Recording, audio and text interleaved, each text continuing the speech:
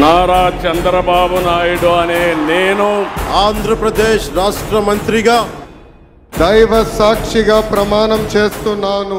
Super 6 యువతకి 5 సంవత్సరాల్లో 20 లక్షల ఉద్యోగాలు వచ్చే వరకు నిరుద్యోగ యువకులకి ప్రతి నెల 3,000 రూపాయలు నిరుద్యోగ వృత్తి కూడా అందజేయబోతున్నాం.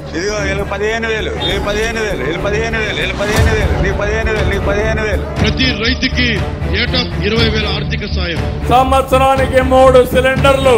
ఇంకా 18 నుంచి 59 సంవత్సరాలు వయసు కలిగిన మహిళలకి ప్రతి నెల 1,500 రూపాయలు మన ప్రభుత్వం హామీలు ఇచ్చాం, అధికారంలోకి వచ్చాం, పరిస్థితి చూస్తే దారుణంగా ఉంది. అన్ని చేయాలనే ఆశ ఉంది, కానీ గల్లా పెట్టి చూస్తే ఖాళీ అయిపోయింది. జీతాలు పెంచుతామన్నారండి 26,000. కనీస వేతనం ఇవ్వాలి కదండి, గౌరీ వేతనం ఎందుకు? కనీసం ఉచిత ఇసుక విధానం మీద అదొక శాపంగా మారింది అధ్యక్ష. ఎంతో ఆవేశం ఎందుకు?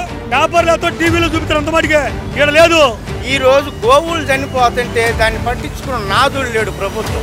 మా వల్ల అయితే కాదు, ఆయన ఎట్టోడు వచ్చాడు అన్న సంగతి తెలిసినట్టయితే అసలు మేము వేసేవాళ్ళం కూడా కాదు. ఈ చంద్రబాబు నాయుడు లోకేష్ చేస్తున్న పనుల వల్ల ఈ రాష్ట్ర ఇమేజ్ దెబ్బతినటం వల్ల ఈరోజు దావోస్లో పారిశ్రామికవేత్తలు ఒక్కటంటే ఒక్క రూపాయి కూడా మనకి ఎంఓఈ చేయకపోవడం చాలా బాధాకరం. ఆంధ్రప్రదేశ్లో ఉన్నటువంటి నిరుద్యోగ యువత కొన్ని లక్షల కోట్ల మంది మీ జాబ్ క్యాలెండర్ కోసం ఎదురు చూసి చూసి చూసి చూసి కళ్ళు కాయలు కాసిపోయి ఏం చేయాలో అర్థం కాక భూతద్దాలు పెట్టుకొని సొమ్మసిల్లిపోయి శ్వాస వచ్చి పడిపోయేటువంటి స్టేజ్లో ఉన్నారు. మీ యొక్క జాబ్ క్యాలెండర్ ఏమైందో తెలియజేయండి అయ్యా. ఈరోజు కేవలం తెలుగుదేశం పార్టీకి ఓటు వేయలేదని ఆస్తులు ధ్వంసం చేస్తా ఉన్నారు, మనుషులను కొడతా ఉన్నారు, కొట్టి మరి కేసులు పెడతా ఉన్నారు. ఇంతటి అన్యాయంగా రాష్ట్రాన్ని రావణ కాష్టం చేస్తా ఉన్నారు. దేవుడా రక్షించు నా రాష్ట్రాన్ని పచ్చ మూకల నుంచి, పచ్చ రౌడీల నుంచి. నిజంగానే సార్, మీరు కూడా వెళ్ళి ఒకసారి చూడండి, ఒకసారి ఏం పాపం చేశాడు నా పిల్లల్ని, ఎందుకు కొట్టారు? రాజశేఖర రెడ్డి గారి విగ్రహాలను విరగొడతా ఉన్నారు, పగలు కొడతా ఉన్నారు.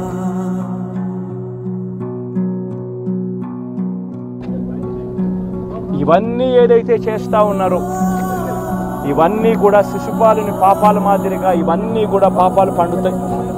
ప్రజాస్వామ్యంలో ఏదైనా కూడా ప్రజలకు మంచి చేసి ప్రజల గుండెల్లో స్థానం సంపాదించుకుని ప్రజల దగ్గరికి వెళ్ళి ఫలాని మంచి చేశాం కాబట్టి మాకు ఓటు వేయండి అని అడిగే పరిస్థితులు ఉండాలి తప్పనిచ్చి ఈ మాదిరిగా దౌర్జన్యాలు చేసి, ఈ మాదిరిగా అన్యాయమైన కేసులు బిగించి, ఈ మాదిరిగా ఆస్తులు ధ్వంసం చేసి, ఈ మాదిరిగా ఫియర్ సైకోసిస్ క్రియేట్ చేస్తూ రాజకీయాలు చేస్తే మాత్రం అది ఏ రోజు కూడా నిలబడే రాజకీయం కాదు.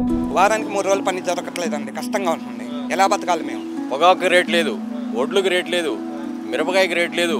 వాళ్ళు 100కి 20% చనిపోవడానికి సిద్ధంగా ఉన్నారు. ఈ మధ్య కాలంలో ఈ 10 నెలల కాలంలో జేఎస్డబ్ల్యూ అనే సంస్థ, జిందాల్ జేఎస్డబ్ల్యూ అనే సంస్థ ఆవిడ తగిలిస్తే వాళ్ళు వెళ్ళి మహారాష్ట్రలో 3 లక్షల కోట్ల రూపాయలతో వచ్చి వాళ్ళు ఎమ్మెల్యే చేసుకున్న అధ్యక్ష ఈ 10 నెలల కాలంలో 3 లక్షల కోట్లతో. మరి ఈ విధంగా పారిశ్రామికవేత్తల్ని బెదిరించి బ్లాక్మెయిల్ చేస్తే ఈ రాష్ట్రంలో ఎవరైనా పెట్టుబడులు పెట్టడానికి వస్తారా అని నేను అడుగుతున్నాను. ఆయన ఎలక్షన్ ముందు ప్రతి మహిళకి 18 సంవత్సరాలు ఉన్న ప్రతి మహిళకి 1,500 రూపాయలు చొప్పున వేస్తానని చెప్పి ఇప్పుడు ఏది నెరవేర్చలేదు. అమ్మ ఒడి కూడా ఇప్పుడు వరకు అసలు దాన్ని మూసేయలేదు. ఉచిత బస్సు అన్నారు ఆడోళ్ళకి. ఆరోగ్యశ్రీ ఓ సామాన్యుడికి 20 లక్షలు ఉండేది, 5 లక్షల రూపాయలు కుదించేశారు.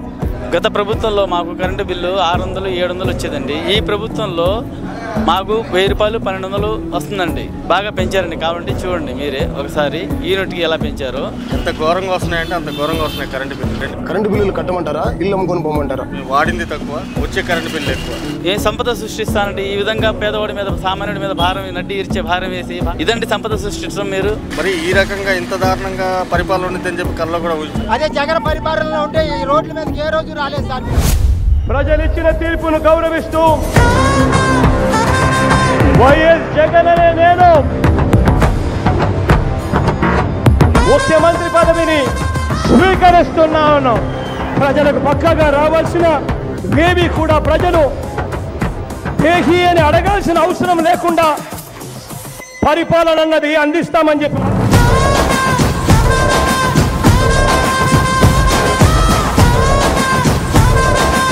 దేనికైనా కానీ కూడా జగన్ అన్నా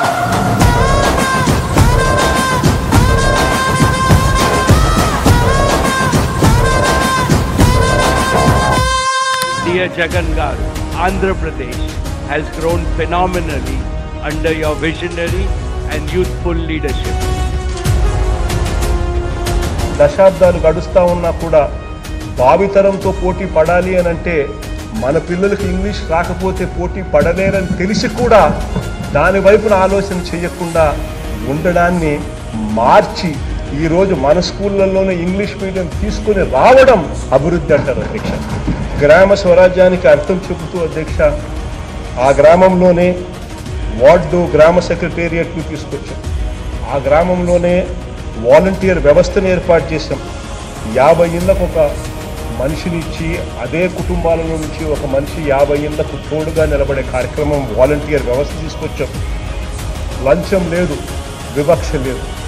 నేరుగా ప్రతి పథకం కూడా కలుపు తట్టి వాళ్ళ ఇంటి దగ్గరికే వచ్చి వాళ్ళ దగ్గరికే పథకాలంటే ఏమిటో అర్థమయ్యే విధంగా చెప్పి వాళ్ళకు అందుతా ఉన్నాయి అధ్యక్ష. ఒక 100 సంవత్సరాల తర్వాత కూడా ఆ అభివృద్ధి గురించి మాట్లాడితే జగన్మోహన్ రెడ్డి ముందు పరిపాలన, జగన్మోహన్ రెడ్డి తరువాత పరిపాలన. Be it economic growth or ease of doing business, the state today ranks among the best in India.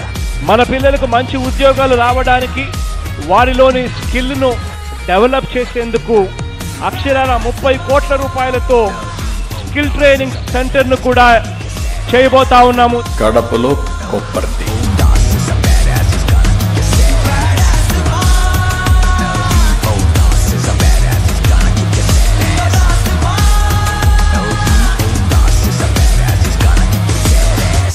He's a freaking badass.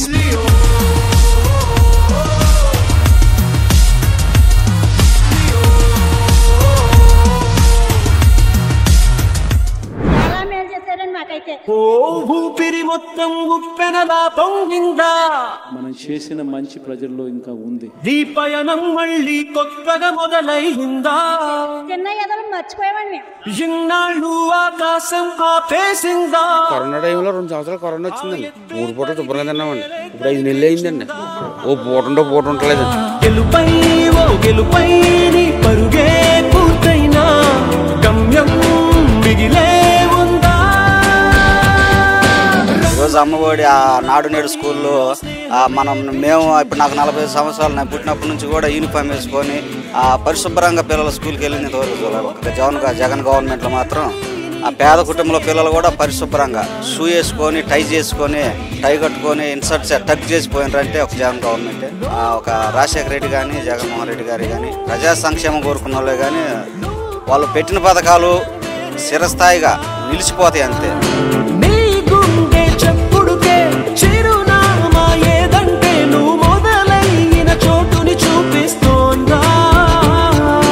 June 4th betrayal day.